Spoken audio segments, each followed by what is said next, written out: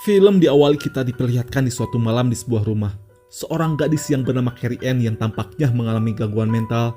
Beliau mulai berjalan menuju ke kamar orang tuanya.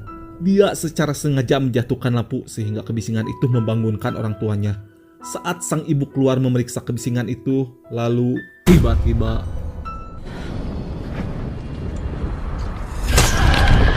My God! Carrie Ann langsung menghabisinya dengan palu. Tidak hanya itu, secara mengejutkan Carrie Ann menerobos masuk ke kamar dan menghabisi ayahnya dengan brutal.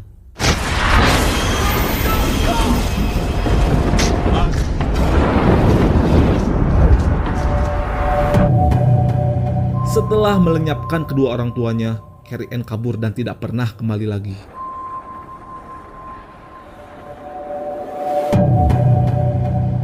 Dan inilah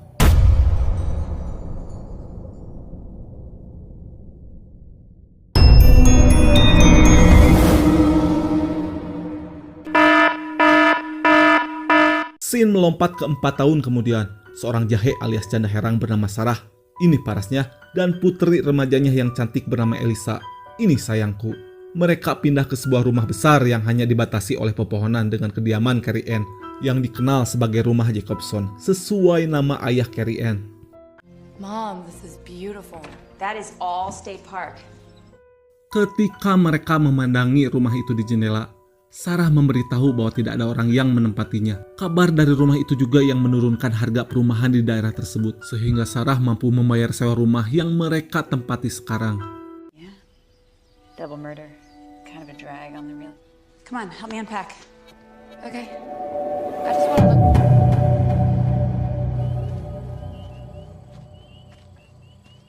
Sebagai gadis muda dengan darah yang membara, Elisa berniat mengobati rasa penasarannya dengan pergi melihat-lihat rumah itu. Namun sebelum tiba di sana, Elisa mendengar suara-suara dari balik pepohonan. Jadi terpaksa beliau mengurungi niatnya.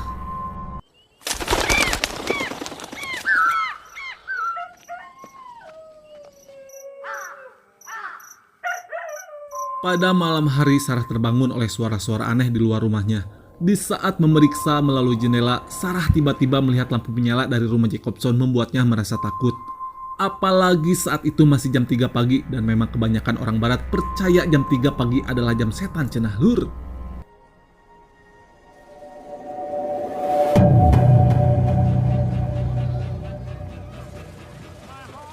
Di keesokan hari, Sarah dan Elisa menemui tetangga mereka. Seorang tetangga memberitahu Sarah kalau anak Jacobson yang bernama Ryan masih tinggal di rumah itu. Kemudian para tetangga memberitahu bahwa Ryan adalah orang yang tertutup. Ryan bahkan menolak menjual rumahnya meskipun pemerintahan kota mencoba membeli rumah tersebut dengan harga yang sangat tinggi. Pretty much keeps to himself. Thank God, somebody should burn that urban legend that he Or is it, Mom? Is it? People have food stolen from them, pets gone telling. Seorang remaja bernama Tyler mengungkapkan bahwa saat peristiwa mengerikan itu terjadi, Ryan tinggal bersama bibinya di luar kota. Tetapi rumor yang beredar selama bertahun-tahun setelah tragedi itu terjadi, yaitu Carrie Ann tenggelam di bendungan dan tubuhnya tidak pernah ditemukan. Menurut Tyler, beberapa orang pernah melihat Carrie Ann hidup di hutan. Namun para orang tua menyangkal hal tersebut. And after they got killed? Well, there was a massive search, but she... Back there? Yes, our neighbors are jerks. Let's light his house on fire. Real. Dalam perjalanan pulang, Elisa yang masih terngiang dengan kisah Tyler tadi merasa paranoid saat melintas hutan. Sampai tiba-tiba dia mendengar suara dan sepertinya seseorang mengawasi Elisa dari antara pepohonan. Hey, come on.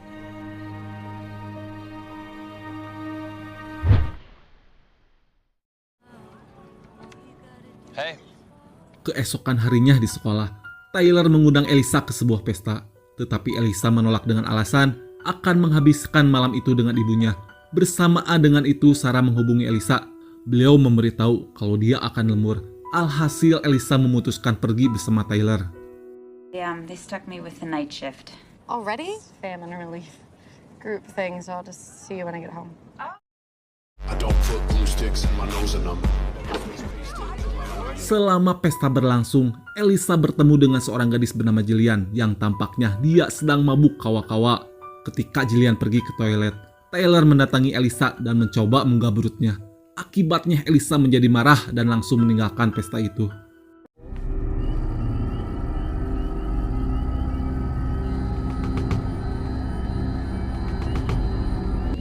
Dalam perjalanan pulang, Elisa masih terngiang akan kisah hutan yang dilaluinya. Selang beberapa saat, sebuah mobil berhenti di dekatnya. Karena itu, Elisa segera menghubungi ibunya. Sayangnya hanya tersambung pada pesan suara. No, it's not. I saw you moving on Sycamore Lane. Ternyata mobil tersebut dikemudikan oleh pemuda bernama Ryan. Beliau adalah anak dari Jacobson yang diceritakan oleh para tetangga sebelumnya. Ryan pun mengenali Elisa sebagai tetangga barunya. Jadi beliau menawarkan tumpangan karena rumahnya masih berjarak sekitar kurang lebih 16 km lagi meureun eta oge. Tetapi Elisa yang merasa takut mendengar kisah tentang Ryan langsung menolak tawaran itu. Hanya saja hujan mendadak turun memaksa Elisa untuk ikut bersama Ryan di dalam mobil.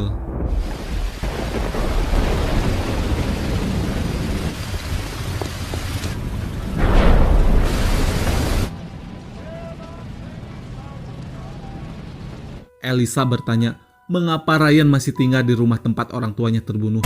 Ryan menjelaskan, ketika dia berusia 7 tahun, orang tuanya menyuruhnya pergi. Dan kini rumah itu adalah satu-satunya yang tersisa dari mereka.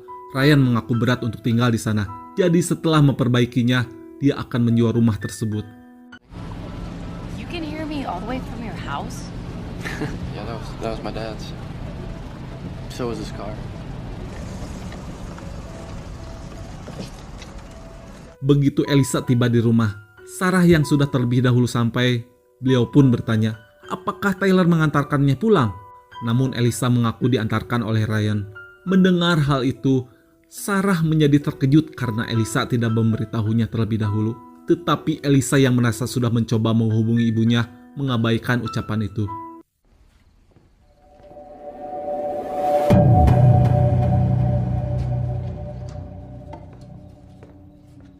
Sementara itu di rumah Ryan, terlihat beliau sedang menyiapkan makanan. Dia lalu membawa makanan itu ke basement, di mana terdapat lagi sebuah pintu yang tersembunyi di lantai. Pintu ini ternyata mengarah ke sebuah ruangan tertutup yang ada di ujung lorong. Ketika Ryan memasuki ruangan itu, lalu yang terjadi.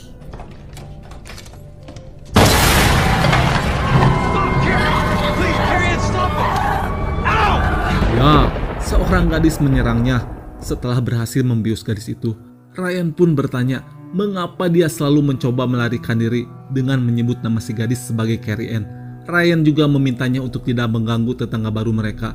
Sepertinya Ryan sangat menyayangi sang adik yang selama ini diketahui hilang setelah menghabisi orang tua mereka. Ketika meninggalkan ruangan itu, Ryan meletakkan kunci di atas kusen pintu seperti biasa yang ia lakukan.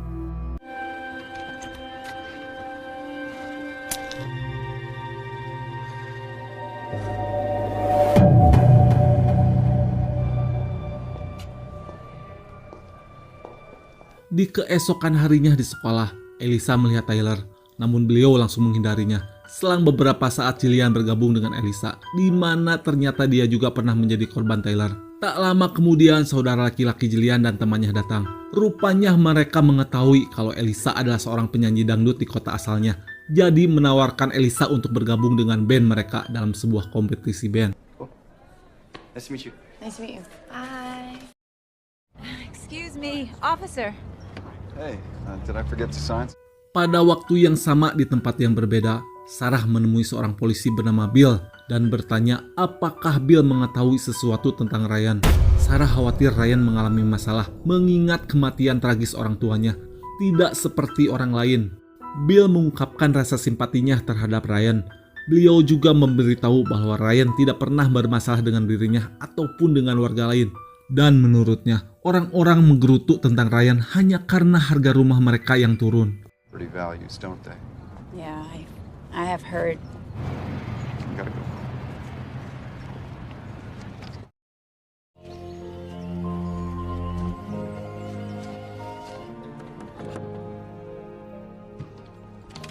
Sementara itu Elisa mengunjungi Ryan untuk memberikan CD musiknya. Di sana Elisa melihat banyak persediaan makanan dan sebuah monitor bayi atau toki-toki bayi atau hatong lah. Ryan kemudian mengajak Elisa berkeliling rumah. Wow, It's part of the house. I don't have a wall or anything, but Di kamar Ryan, Elisa melihat foto lama keluarganya dan terpesona dengan mata biru Carrie Ann yang menakjubkan. Saat memasuki kamar lama Carrie Ann, Elisa merasa heran karena kamar itu seperti milik anak kecil. Padahal menurut rumor, tragedi itu terjadi ketika Carrie Ann berusia 13 tahun. I thought she was 13.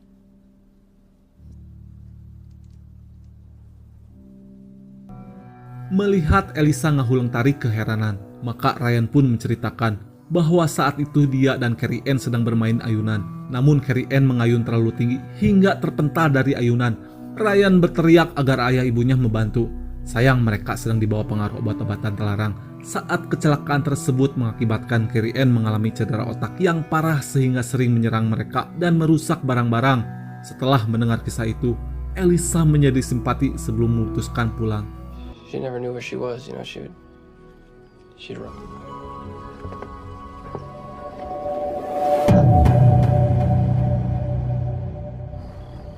Alyssa! Can you come help me? Sesampainya di rumah, Elisa memberitahu ibunya bahwa dia baru saja pulang dari rumah Ryan. Hal ini membuat Sarah khawatir dan mencoba mengatakan kalau terkadang seorang yang sudah rusak tidak dapat diperbaiki. Namun Elisa mengabaikannya. Alyssa! Can you come help me?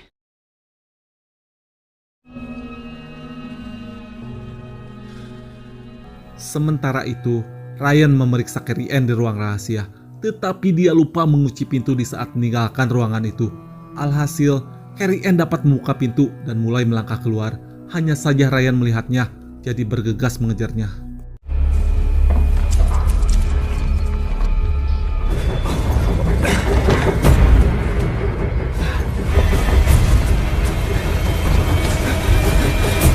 Dalam pengejaran, Ryan menyadari Carrie Ann sedang berlari menuju ke rumah Elisa. Selang beberapa saat, Elisa dikejutkan oleh suara di pintu. Ketika keluar memeriksa, Elisa tidak melihat siapa-siapa, tapi tiba-tiba... Dasar si berkokok jalian ngarawaskeun. Tetapi tepat di bawah mereka, Ryan berusaha menenangkan Carrie Ann yang berhasil dia tangkap.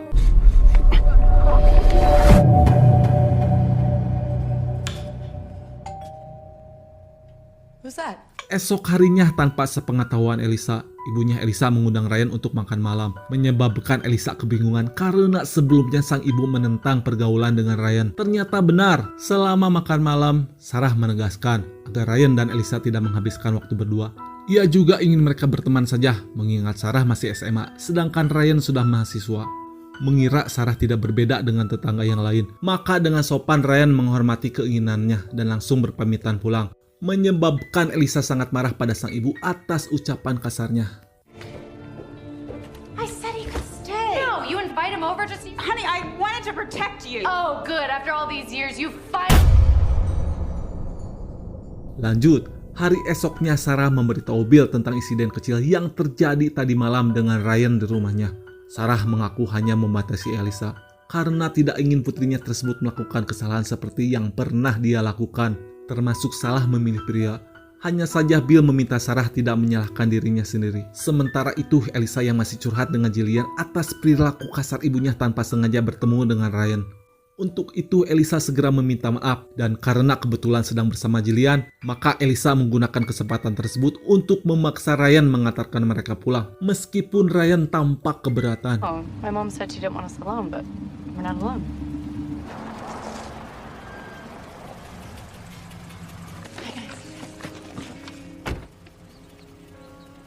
Setelah menurunkan Jillian di rumahnya, Ryan mengingatkan tentang ucapan Sarah yang melarang mereka berduaan saja. Bersamaan dengan itu, telepon di rumah Elisa berdering dan langsung teralihkan ke ponselnya. Lantas dari telepon Sarah yang berasumsi Elisa berada di rumah memberitahu bahwa dia akan lembur lagi. Setelah telepon dimatikan, Elisa menjelaskan kepada Ryan kalau dia telah menghubungkan ponselnya dengan telepon rumah, sehingga semua panggilan ke telepon rumah akan otomatis teralihkan ke ponselnya. Selling it, you know, and the whole fixing it up thing. Dari situ Elisa meminta Ryan mengajaknya ke rumah. Tanpa mereka sadari, talkie-walkie bayi yang ada di atas meja menyambungkan suara yang mereka timbulkan ke tempat ruangan Carrie Ann dikurung. Carrie Ann kemudian menyelipkan kertas ke bawah pintu, lalu menggedor-gedor pintu menyebabkan kunci yang ada di kusen terjatuh. Dengan cara ini Carrie Ann berhasil keluar dan mencoba melarikan diri.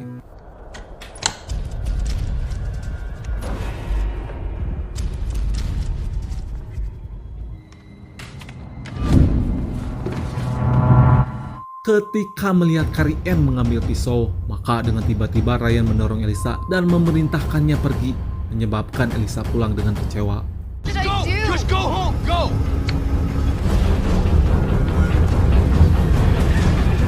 Selanjutnya Ryan mengejar Carrie Ann.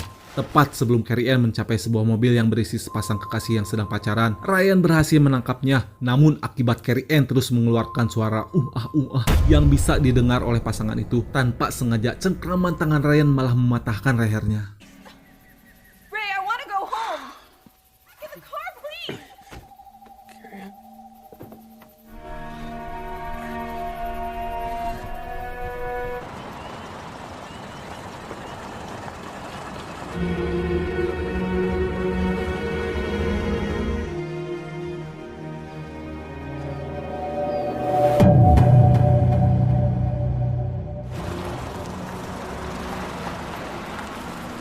Setelah mengubur tubuh sang adiknya, Ryan singgah ke sebuah kafe.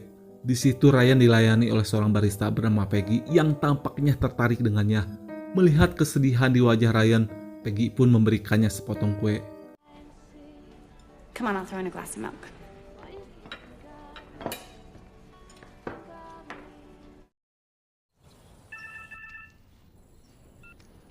Hello? Pada siang hari, Ryan menghubungi Elisa untuk meminta maaf karena telah mengusirnya tadi malam dan meminta untuk bertemu dengannya. Lantaran kebetulan akan menghadapi kompetisi band, maka Elisa meminta Ryan datang ke sekolahnya. Okay, I gotta go. I'm doing... Cangcut, singkat cerita, malam pun poek. Ryan mendatangi sekolah guna memenuhi undangan Elisa, tapi kelompok Taylor mencoba mengganggunya. Ryan mengabaikan mereka dan bergegas menemui Elisa. Sayang, tak lama setelah itu, rekan Elisa memberitahu bahwa kelompok Taylor sedang merusak mobil Ryan. Bahkan ketika Ryan tiba di sana, mereka langsung menghajarnya. What are you doing?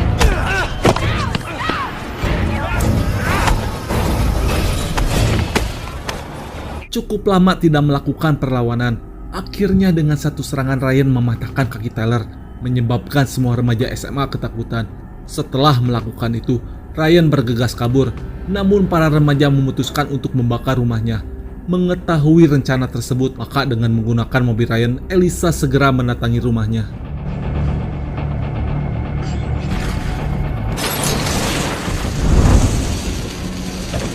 Hey, you assholes! Let's go. Try.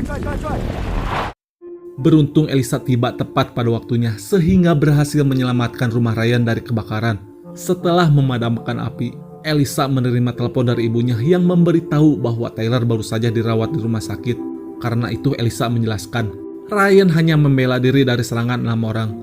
Mendengarnya, Sarah meminta Elisa segera pulang. Namun Elisa berbohong dengan mengaku sudah ada di rumah. Merasa tidak percaya, Sarah pun menghubungi telepon rumah tetapi tetap saja terhubung ke ponsel Elisa. Elisa kemudian tidak sengaja menemukan kotak tampon dan kotak aneh lainnya di tempat sampah Ryan.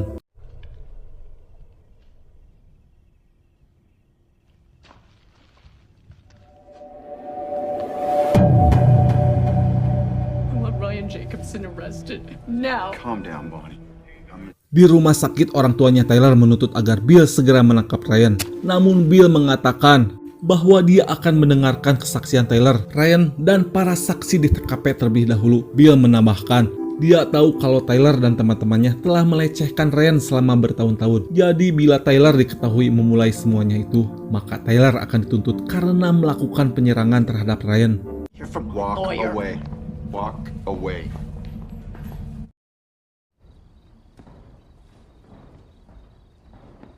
Kembali ke rumah Ryan, Elisa mendengar suara-suara aneh di basement. Jadi dia turun hanya untuk mendapati kalau suara itu berasal dari mesin pengering pakaian yang menyala. Tetapi ketika hendak pergi, Elisa menemukan pintu tersembunyi di bawah karpet. Karena penasaran, Elisa pun memutuskan turun. Di sana Elisa melihat lagi sebuah pintu tertutup yang berada di ujung lorong. Rasa penasaran yang semakin menggebu-gebu dan mendorong Elisa untuk membukakan pintu tersebut. Begitu Elisa melangkah masuk, lalu yang terjadi. Stop it! Go! Go upstairs! Alyssa, please! Just go! You're scaring her! Bersamaan dengan itu, Ryan masuk untuk menghentikan serangan gadis yang menyerang Elisa dan memerintahkan Elisa segera naik ke atas. Di sini terdengar Ryan menyebut nama gadis itu sebagai Carrie Ann. Saat Ryan membiusnya, tiba-tiba terlihat bahwa salah satu bola mata gadis itu tidak berwarna biru. Lah, kok bisa, Lur? Pura-pura nggak tahu dulu ah. It's okay. You're okay. Di lantai atas, Elisa menemukan salah satu lensa kontak berwarna biru yang menempel di lengannya dan membuat dia curiga lensa kontak itu adalah milik gadis yang menyerangnya tadi. Kecurigaan Elisa terjawab manakala dia menemukan kalau kotak aneh sebelumnya adalah bungkus dari lensa kontak berwarna biru ini tersebut. Elisa juga menemukan dompet dengan tanda pengenal Peggy di dalamnya dan mengungkapkan fakta bahwa Ryan telah menculik barista kafe yang memberinya kue untuk dijadikan sebagai pengganti Carrie Ann yang tidak sengaja dia habisi sebelumnya. Selang beberapa saat, Ryan menemui Elisa dan memintanya berjanji untuk tidak memberitahu siapapun tentang hal ini. Ryan bahkan masih menyebut gadis di basement sebagai Carrie Ann. Menyadari Ryan mengalami sakit jiwa, Elisa terpaksa berjanji untuk merahasiakannya dan berpamitan pulang. Tapi tiba-tiba, my god, si jakar sirit Ryan menghajarnya hingga pingsan. Tapi Ryan tidak mengetahui ponsel Elisa yang terjatuh ke lantai. Saat siuman, Elisa mendapati dirinya dikurung di basement dan terikat di kursi. Ryan mengungkapkan bahwa Carrie Ann meninggal dalam kecelakaan di ayunan, sehingga menjawab semua gadis yang pernah ada di ruangan ini adalah korban penculikan Ryan. Ryan kemudian berkata bahwa mulai kali ini Elisa akan menjadi Carrie Ann. Lalu Ryan membopong tubuh Peggy keluar dari ruangan. Please! Ryan, where are you taking her? Please, don't! Please! No one can hear you. Di rumah sakit Sarah yang memiliki firasat buruk, beliau pun mencoba untuk menghubungi Elisa tetapi tidak diangkat. Karena itu dia segera menghubungi Bill dan memintanya untuk mengecek rumahnya Ryan terlebih dahulu. Her cell picked up, so she's been forwarding her calls the whole time. I think she's with Okay. Okay. Pada waktu yang sama, Ryan kembali ke basement dan mulai mempersiapkan segala sesuatunya untuk mengubah Elisa menjadi Carrie Ann. Ryan mengatakan kematian Carrie Ann adalah kesalahannya dan itulah mengapa orang tuanya menghukum dia. Hanya saja Ryan mengaku dialah yang menghentikan orang tuanya. Tetapi sebelum Ryan dapat menjelaskan lebih lanjut, terdengar dari talkie-walkie bayi suara Bill yang memanggilnya. Lalu Ryan pun bergegas naik dan mempersilahkan Bill masuk. Hey. Hey. Saw someone smash. Bill bertanya mengenai perkelahiannya dengan Tyler dan Ryan mengaku hanya membela diri. Ketika Bill bertanya kepadanya tentang keberadaan Elisa, Ryan mengatakan melihat Elisa di sekolah dan tidak ada di rumahnya. Akibat hal ini, Bill memutuskan untuk pulang. Namun sebelum pergi, Bill mencoba menghubungi rumah Sarah.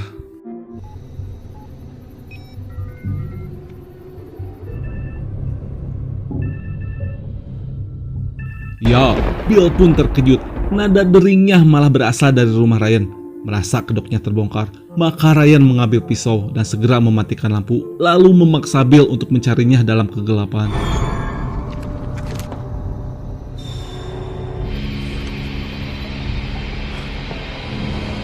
Di basement, Elisa berupaya keras untuk melepaskan diri dari ikatannya. Sementara Bill yang melihat pintu basement sedikit terbuka, mencoba memeriksanya. Naas, tanpa diduga Ryan mendorongnya hingga terjungkel ke bawah.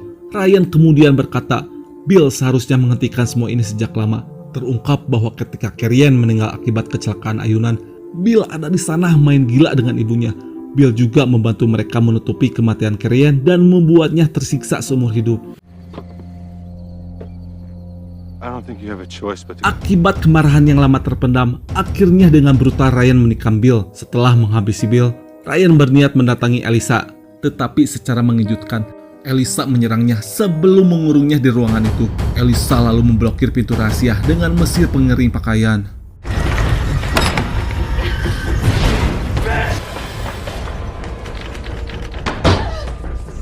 Saat hendak pergi, Elisa begitu kaget melihat Bill yang tergeletak tewalakaya dan tak bernyawa. Sialnya lagi pintu basement juga terkunci. Elisa mencoba melarikan diri dari garasi. Malang pintu juga terkunci. Tanpa ada pilihan, Elisa pun masuk ke dalam mobil Ryan. Tapi tiba-tiba Ryan datang dan membiusnya.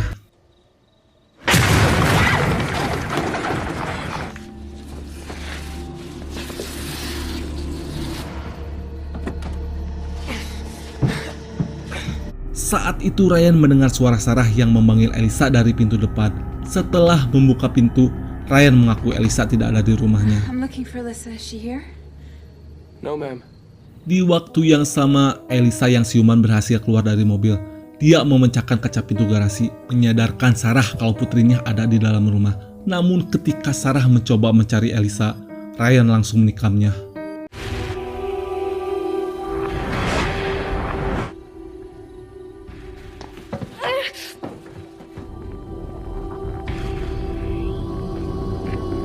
Elisa yang berhasil kembali ke basement sangat terkejut melihat Ryan membawa tubuh ibunya. Saat menyadari Elisa telah kabur dari garasi, si tulang kehead Ryan dengan marah mulai mencarinya. I do.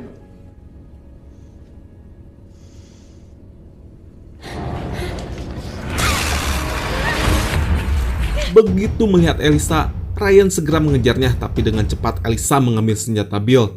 Ryan pun bersembunyi dan mematikan listrik. Elisa lalu menyalakan senter Bill, di mana secara mengejutkan Ryan mencoba menyerangnya, sehingga dengan refleks Elisa melepaskan tembakan.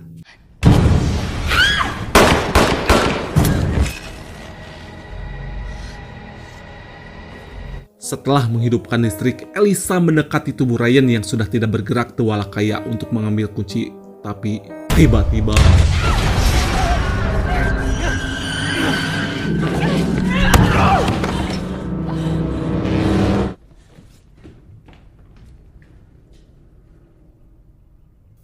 beberapa waktu kemudian setelah Sarah pulih, dia dan Elisa memutuskan untuk meninggalkan kota. Sementara itu Ryan ternyata dikarantina di rumah sakit jiwa. Dia mengalami kilas balik ketika dirinya dipaksa oleh ibunya untuk mengenakan baju Carrion dan diperlakukan kasar saat dia mengaku sebagai Ryan. Not Carrie-Ann. It's Ryan.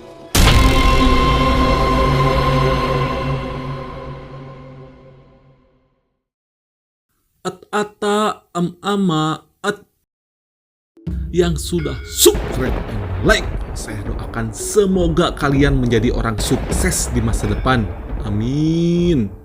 Hatur nuhun. Tur permios.